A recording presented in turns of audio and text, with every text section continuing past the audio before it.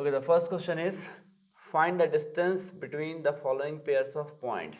तो हमें क्या करना है, दो पॉइंट्स हमें दिए हुए होंगे, उन दोनों पॉइंट्स के बीच का हमें डिस्टेंस निकालना है, लेकिन किस फॉर्मूला को अप्लाई करके, अकॉर्डिंग टू डिस्टेंस फॉर्मूला। सबसे पहला क्वेश्चन है आपका, जो कोऑर्डिनेट्स दिया हुआ है हमें पॉइंट्स का, वो क्या दिया हुआ है 2,3 एंड 4,1। तो जनरली हम क्या करते हैं इन सब क्वेश्चन में कि जो पॉइंट्स दिए होते हैं उनको हम, जो दो पॉइंट्स दिए होते हैं हमें, उनको हम नेमिंग दे देते हैं। Suppose for example A B Y Z X Y, इस तरीके का नेमिंग दे देते हैं, ताकि जब हम डिस्टेंस निकालते हैं दो पॉइंट्स के बीच में, तो उन दोनों पॉइंट्स को रेफर करके अकॉर्डिंग टू डिस्टेंस फार्मूला, जो कि square root of x1 minus x2 whole square plus y2 minus y1 whole square, ये फार्मूला अप्लाई करके हम लोग डिस्टेंस निकाल सकते हैं दो पॉइंट्स के बीच का। और जो ऑर्डिनेट्स दिए हुए होते हैं हमारे पास, उनको हम नेमिंग करते हैं किससे, एक्स एंड वाई एक्सिस के थ्रू।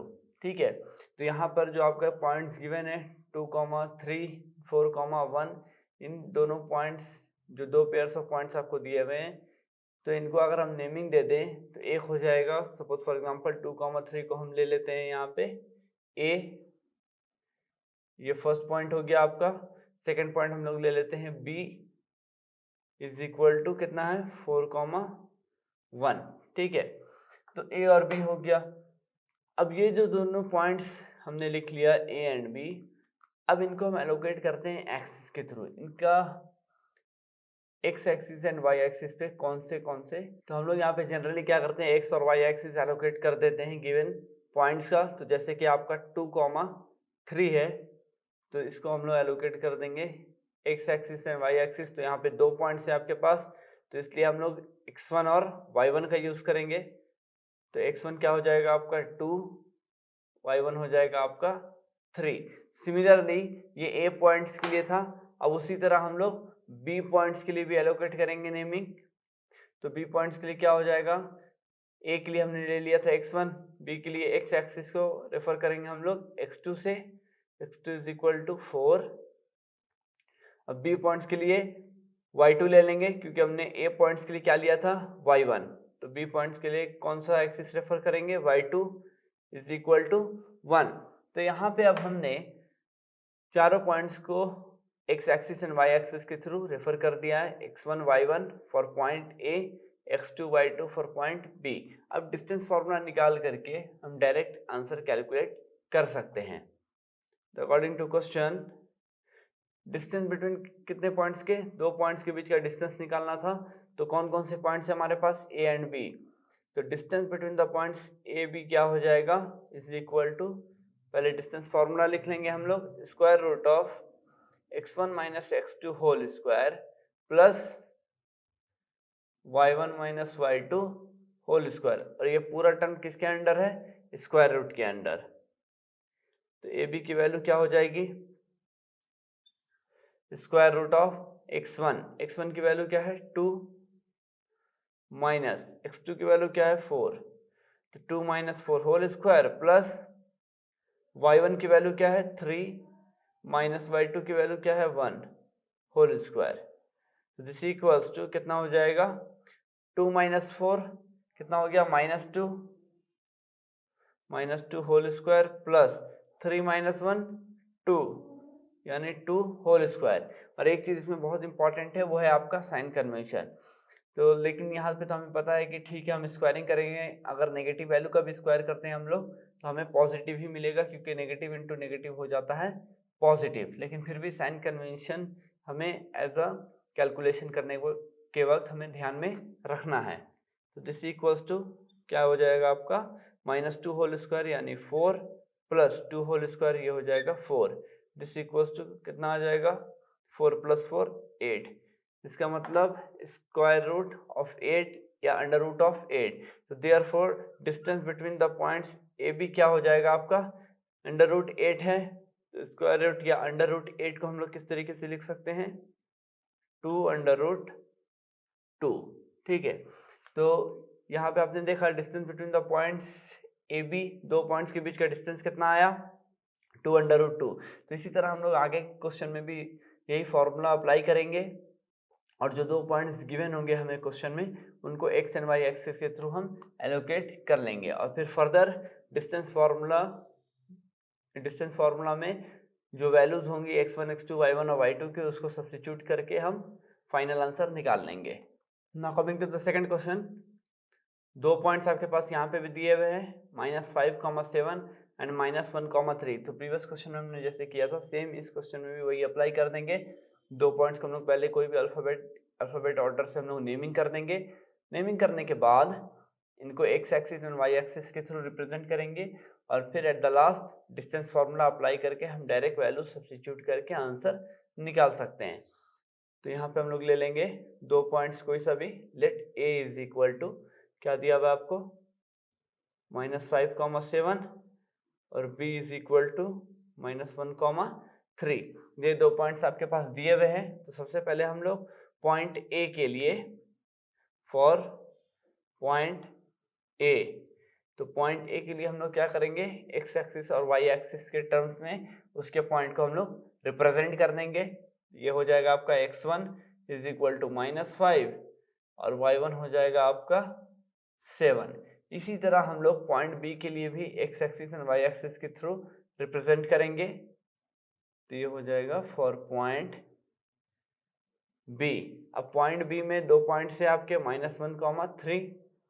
तो यहाँ पे हम लिख सकते हैं x2 क्या हो जाएगा -1 और y2 हो जाएगा आपका 3। अब जब आपने x एक्सिस और y एक्सिस के टर्म्स में रिप्रेजेंट कर दिया पॉइंट्स को, तो उसके बाद हम क्या लगा सकते हैं, डिस्टेंस फार्मूला अप्लाई कर सकते हैं। नाउ किन दोनों पॉइंट्स के बीच का डिस्टेंस निकालना है हमें, a और b का। तो distance between the point A B क्या हो जाएगा, √, सबसे पहले हम लोग लिख लेंगे डिस्टेंस फार्मूला, मतलब x1 - x2 whole square plus y1 - y2 whole square. ये हो गया आपका डिस्टेंस फार्मूला। अब जहां जहां जो वैल्यूज हैं उनको सब्स्टिट्यूट कर देंगे डायरेक्ट हम x1 x2 y1 and y2। ध्यान रहे कि वैल्यू सब्स्टिट्यूट करने में कोई गलती नहीं होनी चाहिए। और सेकंड चीज जो कि इम्पोर्टेंट है हमारा साइन कन्वेंशन, कि माइनस और मल्टीप्लिकेशन या एडिशन करने के वक्त हमें ध्यान रखना होगा साइन कन्वेंशन का। तो A B, distance between the point A B is equal to क्या हो जाएगा, x1 की वैल्यू क्या है -5 माइनस x2 की वैल्यू है -1।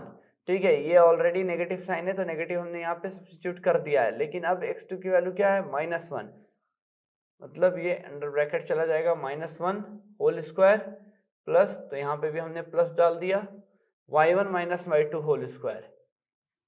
y1 की वैल्यू है 7 माइनस, तो माइनस सब्स्टिट्यूट किया हमने, y2 की वैल्यू है 3, 7 - 3 होल स्क्वायर। ठीक है, दिस इक्वल्स टू क्या हो जाएगा, -5 minus minus +1 whole square plus 7 - 3, ये हो जाएगा आपका 4 whole square. This equals to √, अब अगर हम इसको कैलकुलेट करें तो कितना आएगा, -5 + 1 यानी -4, क्योंकि नेगेटिव साइन जो है वो 5 का बड़ा है, तो 5 जैसा कि 1 से आपको बिगर ही है। ठीक है, तो 5 जैसे कि 1 से ग्रेटर है तो नेगेटिव साइन कौन सा कंसीडर करेंगे हम लोग, 5 वाला, यानी 5 का कौन सा साइन है, माइनस। तो -5 + 1 हो गया आपका -4 और -4 होल स्क्वायर यानी 16 प्लस 4 होल स्क्वायर कितना हो जाएगा 16। तो दोनों ही केसेस में 16 आ गया आपको, -4 whole square plus 4 whole square, तो -4 इंटू -4 मतलब क्या हुआ, माइनस और माइनस हो गया आपका प्लस, तो +16 और 4 होल स्क्वायर आ गया आपका 16। तो √16 + 16 कितना हो जाएगा, दिस इक्वल्स टू √32।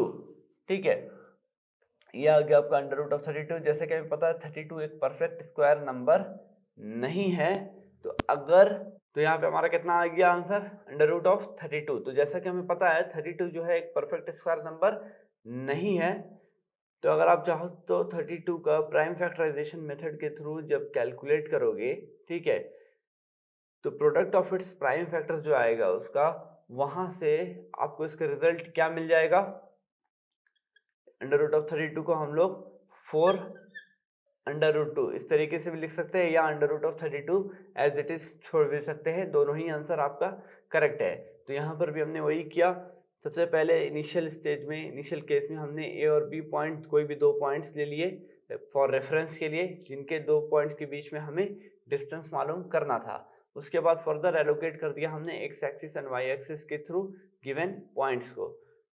फिर डिस्टेंस फार्मूला हमने अप्लाई किया। डिस्टेंस फार्मूला अप्लाई करके x1, x2, y1 and y2 का जो भी वैल्यूज था हमारे क्वेश्चन में दिया हुआ उसको हमने सब्स्टिट्यूट किया, और प्लस जो कि सबसे इंपॉर्टेंट चीज साइन कन्वेंशन, वो साइन कन्वेंशन पे हमने ध्यान रखा। और साइन कन्वेंशन इसलिए इंपॉर्टेंट है क्योंकि ताकि कहीं पर माइनस माइनस प्लस हो जाता है, या फिर आप मल्टीप्लाई जब कर रहे हो तो पॉजिटिव साइन और नेगेटिव साइन, इन चीज़ों का ध्यान रखना पड़ता है, वरना सॉल्यूशन आपका रॉन्ग आ जाएगा। सॉल्यूशन तो निकाल लोगे आप, लेकिन फिर एट द एंड वो क्या हो जाएगा, रॉन्ग हो जाएगा। क्यों? क्योंकि आपने साइन कन्वेंशन पे तवज्जो नहीं दिया। साइन कन्वेंशन अगर आपका सही होगा तो बाकी के सॉल्यूशंस भी सही हो जाएंगे। तो यहाँ पे आपका एट द एंड कितना आंसर आया, √32। तो आइदर आप √32 लिखो या फिर 4√2 लिखो, दोनों ही सही है, क्योंकि 32 एक परफेक्ट स्क्वायर नंबर नहीं है। तो हम लोग एज इट इज इसको इसी तरह छोड़ भी सकते हैं, या फिर आप एक्सपैंड करना चाहो इसको तो प्राइम फैक्टराइजेशन मेथड के through product of its prime factors निकाल के आप फर्दर इसके स्क्वायर रूट मालूम कर सकते हो। तो इसका आंसर कितना हो जाएगा आपका 4√2 और either 32, square root of 32। Coming to the third question, यहाँ आपको पॉइंट क्या दिया हुआ है, एक पॉइंट है आपका a, b, सेकंड पॉइंट आपका -a, -b।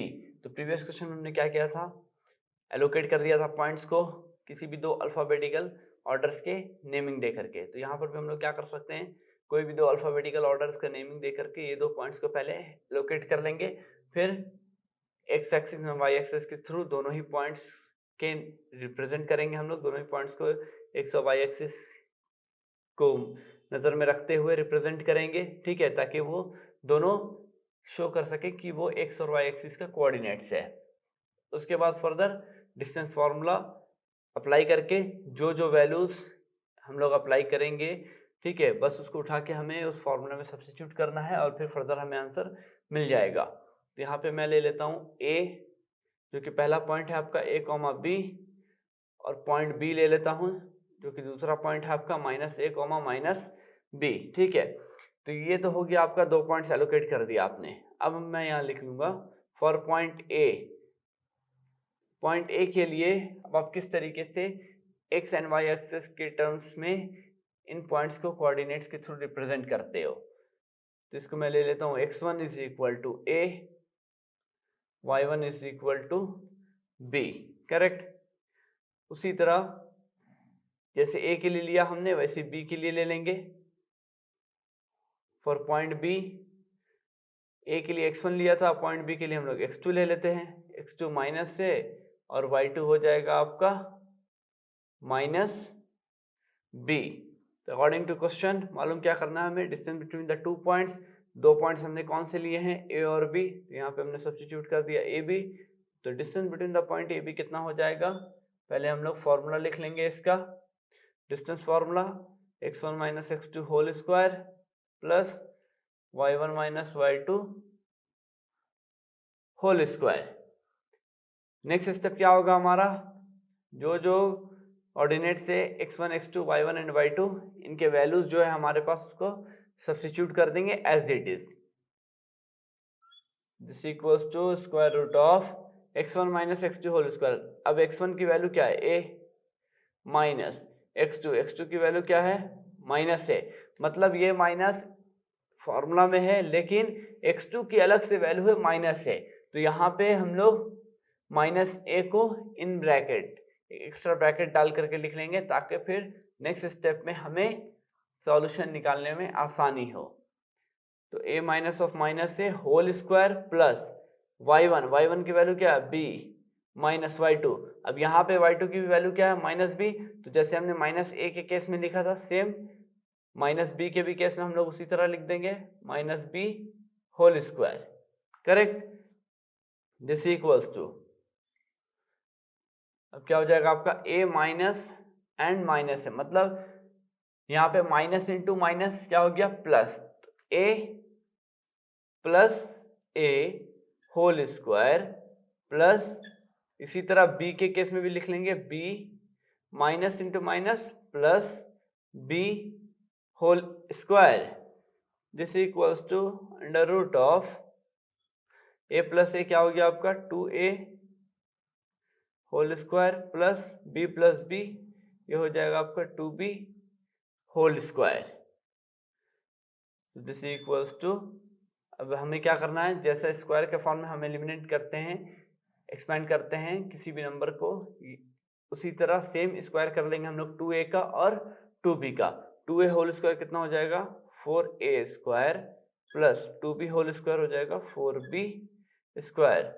ठीक है, तो यहाँ पे एक चीज गौर करने की जरूरत है, ये जो a और b ये जो दो वेरिएबल्स वाले टर्म है हमारे पास, अब अगर आप देखोगे दोनों ही स्क्वायर के टर्म में 4a square plus 4b square, लेकिन हम इसको डायरेक्ट ऐड नहीं कर सकते, 4a square plus 4b square हम इसको ऐसे नहीं लिख सकते 8ab स्क्वायर, ठीक है, वो मल्टीप्लिकेशन केस में होगा। हाँ, अगर वेरिएबल्स दोनों सेम होता, जैसे a स्क्वायर यहाँ भी a स्क्वायर यहाँ भी होता, तब उस केस में हम लोग लिख सकते थे under root of 4a square plus 4a square क्या हो जाता root of 8a square, but यहाँ पे दोनों ही वेरिएबल्स अलग है, एक a स्क्वायर है तो दूसरा b स्क्वायर। तो यहाँ पे हम लोग एक चीज क्या कर सकते हैं,